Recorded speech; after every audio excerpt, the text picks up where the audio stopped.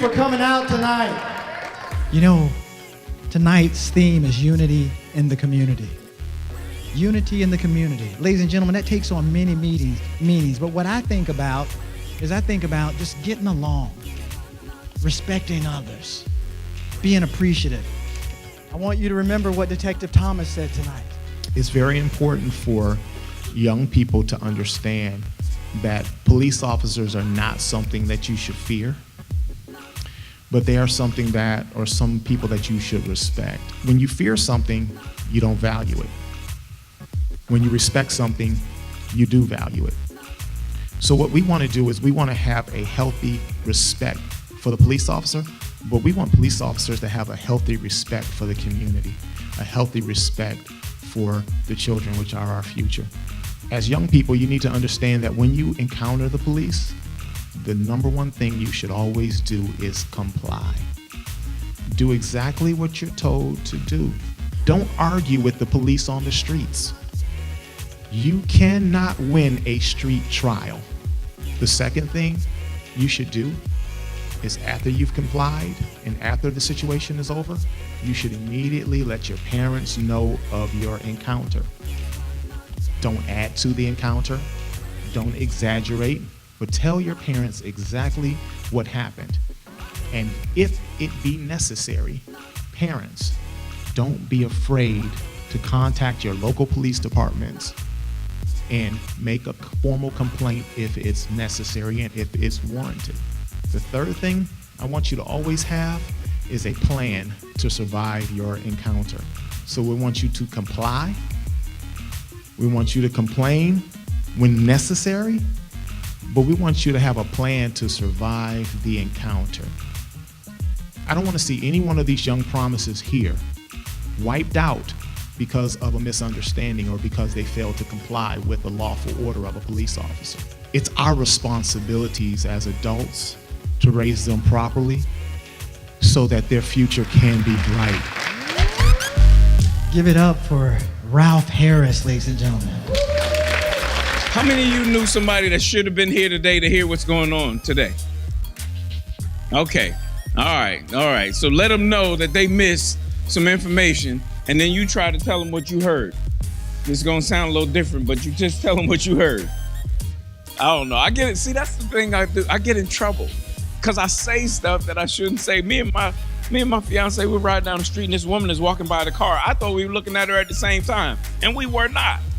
She said, "You don't have to be so obvious." I actually said, "You think she saw me?" Don't say that, fellas, ever. Don't never say that. Communication, you gotta keep talking, no matter how weird the conversation is. But what you need to know is men have about a 30-second attention span for stuff that don't sound like a problem. See, we listen for the problem. If I don't hear it, I'm out. Really, I mean, I'm still standing there, but I can't hear you no more. My mind is wandering. I wonder if I set the DVR and record my game for Sunday. 16 minutes later, she's talking about somebody named Cheryl. I don't even know Cheryl. Then she talking about how she wore the wrong shoes on the casual Friday. What? She said, "You don't have no opinions about none of this?" I used to have opinions before you took them from me. Men don't even like to talk. I mean, we talk to y'all in the beginning because we're trying to trick you.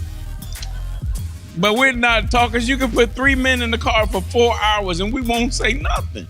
The most we might say is, "I didn't even know that was over there." And then we get out. Ain't nobody mad. Ain't nobody, "I can't believe y'all ain't talked to me the whole time."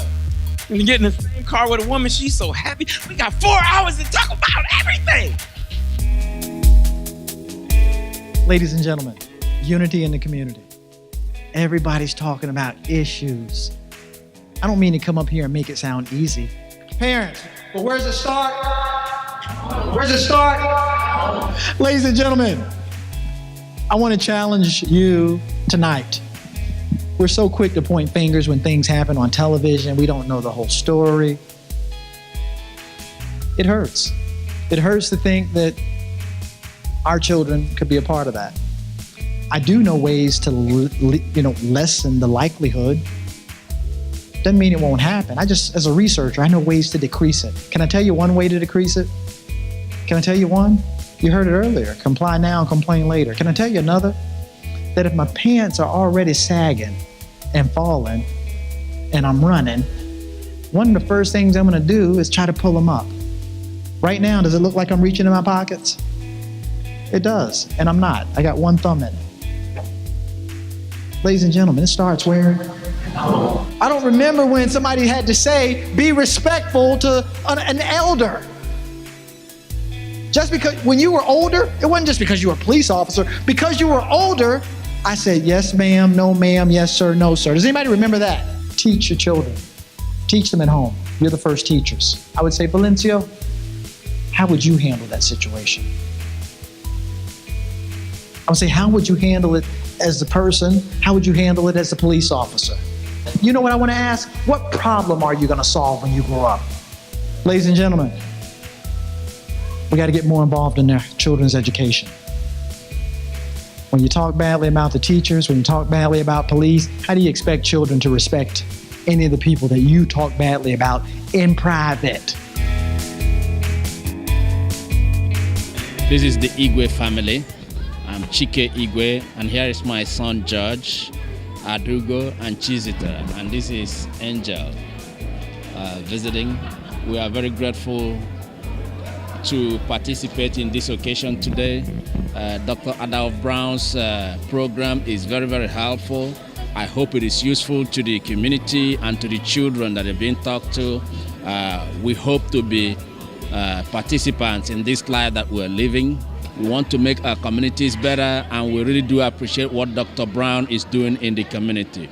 Thank you so much, and we applaud the Garland ISD for sponsoring this. We really do appreciate it. Thanks a lot. Comply now, complain later. I liked being here because, like my sisters, when they were little, they came here and watched, and I wanted to watch too. Dr. Brown was very inspirational, and I feel that he really spoke to me, and it changed the way I look at life now. So I plan on coming to one of these events again. We came to most of the Dr. Brown things last year, and we came this year, and the one thing that we have instituted in our household is every day the kids tell us exactly what happened at school every day, and it's gotten to the point that if I forget to ask, they usually come to me with a very disappointed look and say, are you ready to hear about my day yet? And so that has opened the communication line so that they're always talking to me and talking to my husband and making sure that we are informed of what's going on in their lives. So thank you, Dr. Brown, and keep up the good work. We had a wonderful time tonight, and the thing that stood out to me the most is just a reminder of how important family is, and how everything that goes on with my kids starts with me, and it starts at home. And sometimes it's just good to just hear that again, knowing that I have to go the extra mile, and I have to do more to make sure that they're getting everything they need. And then one of the other things that we learned is that there's something that we can give for free. And what is it, Nate? It is a smile. A smile. Let me see your smile. I like that smile. Pues aquí estamos en este día presentes. Hemos sido muchos los invitados y pues realmente no importa los que seamos, que estemos presentes, pero es mucho lo que hemos recibido. Y pues yo, uno de los mensajes que me llevo en este día es que no importen las circunstancias en que estemos, en el círculo en que nos encontremos, pero es día de demostrar a nuestros hijos de que se puede, y con amor y lucha, esmero en familia, todo lo pueden ellos lograr junto con nosotros. Buenas tardes, me da mucho gusto estar aquí. Tengo mis hijos Jericho y Jason, tengo otros dos niños, Joen y Joshua. Me dio mucho gusto venir a participar en la plática del señor Dr. Brown. Aprendemos bastante, nos enseña mucho. Cada vez que estamos aquí aprendemos algo nuevo. Ahora aprendimos de cómo debemos de portarnos cuando nos aprovecha un policía, y con lo que debemos de hacer cada vez que ellos nos hacen. Siempre tenemos que nosotros obedecer la ley, tenemos que obedecer lo que ellos nos dicen, tratar de no buscar entre nuestras cosas, tener más que nada, si nos para en el carro, pues hacer caso de lo que ellos nos dicen, y aprender más que nada a obedecer las órdenes que ellos nos dirigen. On behalf of the Garland Association for Hispanic Affairs, I would like to thank the school district for this wonderful outreach to the parents and to the students. And I want to encourage the parents and the students to keep coming out and listening to Dr. Brown and some of the other tremendous speakers he had out here. De parte de la Asociación Hispana de Garland, le quiero dar las gracias al Distrito Escolar por el programa que tuvieron hoy en la noche y quisiera que más padres apoyaran estos programas y traigan a sus estudiantes, sus niños. Yo estoy aquí como abuelo, ya no tengo hijos en la escuela, pero tengo nietos y con eso espero que la próxima vengan más padres, más abuelos, más niños hispanos. Gracias.